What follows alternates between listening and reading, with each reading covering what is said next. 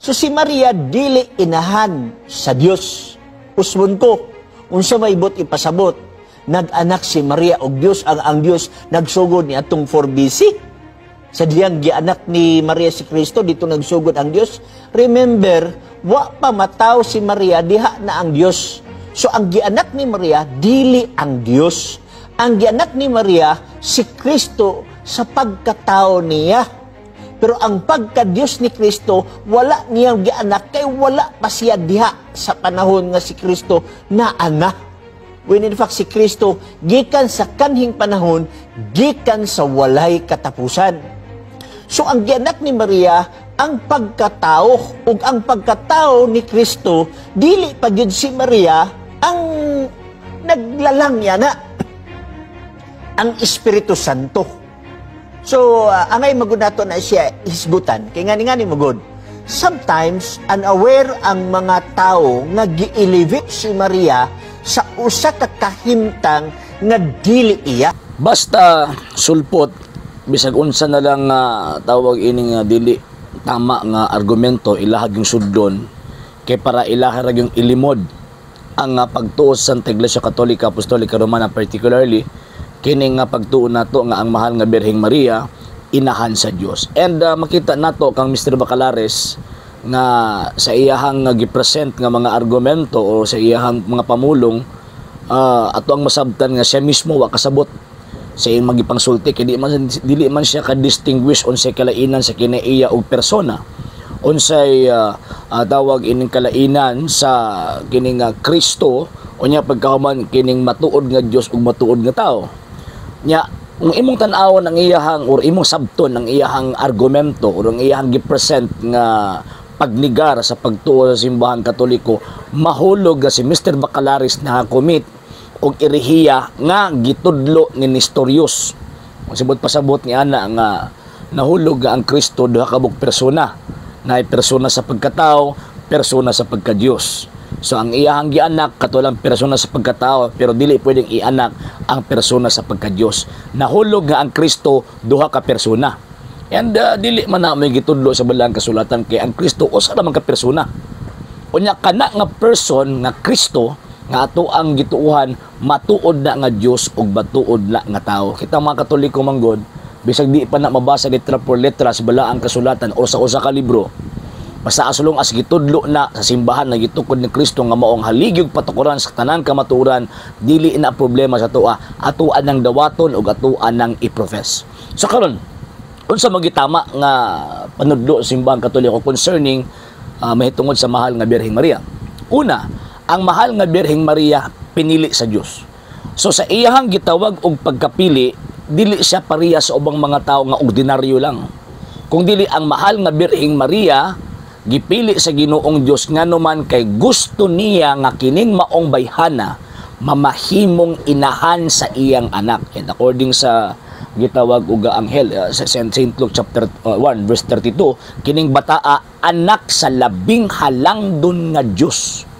So dili mo pili ang Dios og babay nga kanabitong musukuan pa ba murag ka na paghuman nimo gamit ilabay nimo. Ang Dios dili ngunanay, gipili niya ang usa ka babae ug kanang nga babae lahi na siya sa ubang mga tao, lahi na siya sa ubang mga babae, special na kay di niya pwede ipapuyo ang iyang anak sa usa ka babae nga way dungog, sa usa ka babae nga tawag ini nga parehas panguna-una sa mga sulpot nga paghumagamit ilabay ra. Gipili niya ng bayhana mo bitaw St. Luke chapter 1 verse 26, di ba?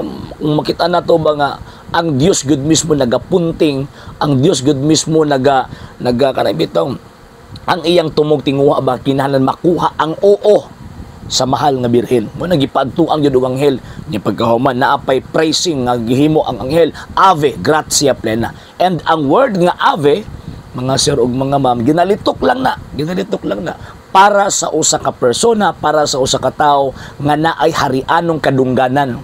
Muna para sa tong mga Katoliko, ang mahal nga Birheng Maria taas kayo. Nganuman kay siyempre inahan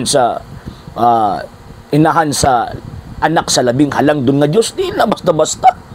O di na basta-basta. Okay. Number two. Kining bayhana nga gipili sa Ginoong Dios mahimo ning anak sa labing halangdon nga Dios. Ang argumento ni Mr. Bacalares, ingon pa niya, ang pagkatao lang ang tawag ini nga gihimugso. Wa mangingon sa balang kasulatan nga ang pagkatao lang sa anak sa labing halangdon nga Dios. Or tawagon siya nga tawag ini nga nahimo siyang inahan sa pagkatao lang sa anak sa labing halangdon nga Dios. Ang iyang gibuntis ang anak sa labing halangdon nga Dios, dili ang pagkatao sa anak sa labing halangdon nga Dios. Dili. Ang iyang gibuntis refer na sa person mo. Bitaw kung imong basahon ang St. Luke chapter 1 verse 31 hangtod sa 35, migamit og personal pronoun he, or mogamit og personal pronoun sa Bisaya siya. Ngano man kay person man ang gibuntis, dili man nature ang gibuntis. Ang nature sources lang siya sa operation nga himuon sa gitawag og person. So ang Kristo nga usa ka persona naa sa nature, syempre so pa sa nimong tao, ang iyahang nature lang nga iyahang naa niya ang pagka-divine nature. O katong nga tawag ini nga divine nature naa sa iyaha. Oh, dili mo nang Dios Ginoo sa Kristo tinuod nga Dios. Wa pay tinuod na nga pagmamatod nga pagkatao man himong tao. Pero sa dihang nahimo ng tao ni acquire siya og laing nature, og kana nga nature gikuha niya ngadto sa iyang mama, ang mahal nga birhen. So, again, tama nga nikuha siya humanity sa iyahang mama, pero ang gihibunti sa mahal nga birhen, ang naas taguangkan sulod sa siyam kabulan, ang second divine person sa Blessed Trinity. Ang panudlo simbahang Katoliko, klaro kayo, nga dili nature ang gibuntis. Walay nature ang gibuntis. Kung nature ang iyang gibuntis, kinaiya ang iyang tawagan ng gibuntis mahulog. Again, sa kung nang giingon, erehiya na Nestorius. Ang gibuntis mahal nga birhen, tinuod nga Diyos. So, yun mo na ang mahal nga birhen Maria, gitawag og inahan sa Diyos. Ang argumento niya, dili. Kay una pa man, sa wala pa ang mahal nga birhen Maria, naan naman ang ato ang Ginoong Kristo. Yes, tinuod na. In terms of tawag ining iyang divine existence, pero di man takabuot sa Diyos. Di na makabuot sa Diyos nga imog acquire siya og laing tawag ining nature nga makitaan siya, makauban siya, og tawag ining makahalubilo siya. Mabuto nakatudlo siya for 3 years sa iyang mga apostol. Mao bitaw nga nakitaan siya ang sa base history not less than 33 years siyang nabuhi aning tawag ining kalibutan na, di ba? Ano man nakitaan man siya.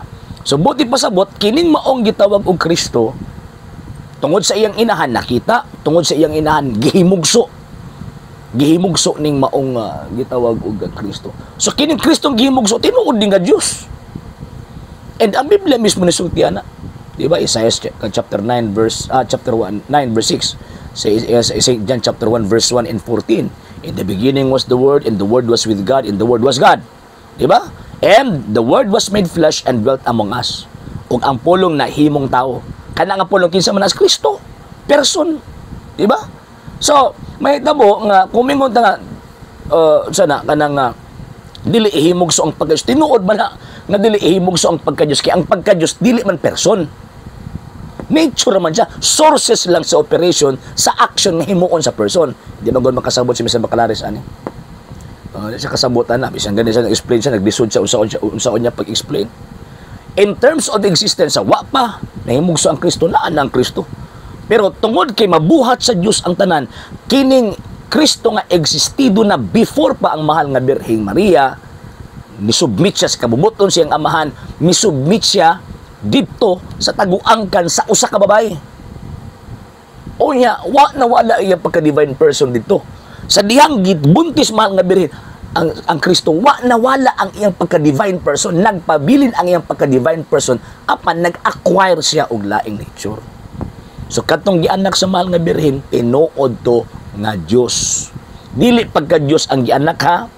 Dili pagka Dios ang gianak. Ang gianak sa mahal nga Birhen, ang anak sa labing halangdon nga Dios. Mo bito ingon Santa Elizabeth, St. Luke chapter 1 verse 43, ngano kaha nga miduaw man kanako ang inahan sa akong Ginoo. Wa man siya maingon nga ngano man kaha nga miduaw man kanako ang ang inahan sa pagkatao sa akong Ginoo. Walay. Ang ingon inahan sa akong Ginoo refer sa person. Nagibuntis sa mahal nga Birhen. Mo na hinungdan ang simbahang Katoliko, mituo og nagtudlo nga ang mahal nga Birhen Maria inahan sa Dios kay ang gibuntis sa Birhen tinuod nga Dios og tinuod nga gitawag og tao. So dili man nag-provide ang mahal nga Birhen Maria sa pagka-Dios, kay dili man Dios ang mahal nga Birhen, pero ni-provide siya sa pagkatao ug tungod ni ana katong second divine person iyang giila ang mahal nga Birhen nga iyang inahan. Okay? So man tudlo simbang Katoliko man kini si Mr. Bacalaris. Tawag ining nanawal og presentation niya nagkayamukat ra. Siya unsa na lang ipangyawit para i-justify lang yun nila ilang panudlong mali.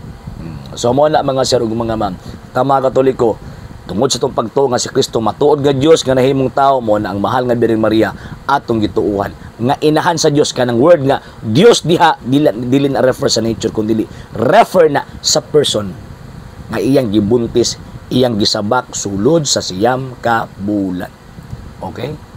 Sa hindi pa po nakapag-follow sa mga pages po natin, i-follow nyo po yung mga pages po natin, RJ Horolanciano II TV Apolia Punto Argumento page, Kuya Apologist TV page, and RJ's Vlog 2022. And pwede rin po kayo mag-send po dyan ng Facebook stars. And also, sa ating po mga channels, sa hindi po nakapag-subscribe, i-subscribe po ninyo yung mga channels natin, Dalay Catholic, Apologist International Official, RJ Sano II TV, Kuya Apologist TV, and Barrio Kawayan Religious Forum.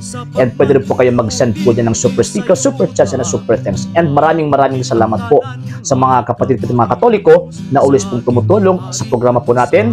Maraming salamat po. Nang dahil po sa tulong at suporta po ninyo, ang programa pong ito, until now, andito pa rin po sa social media. And until now din po, nangangailangan pa rin po tayo sa tulong at suporta po ninyo dahil wala po kami magagawa rito mga sir, mga ma'am, kung wala po yung tulong at suporta po ninyo. Sa gusto pong tumulong, sa gusto pong sumuporta, pwede po ninyong ipadala ang tulong at suporta po ninyo sa pamamagitan po ng ating mga account numbers dyan po sa ating pong screen. And pwede nyo po kaming i-message sa ating pong page kung via remittance po yung ipadala po ninyo. Maraming salamat po in advance.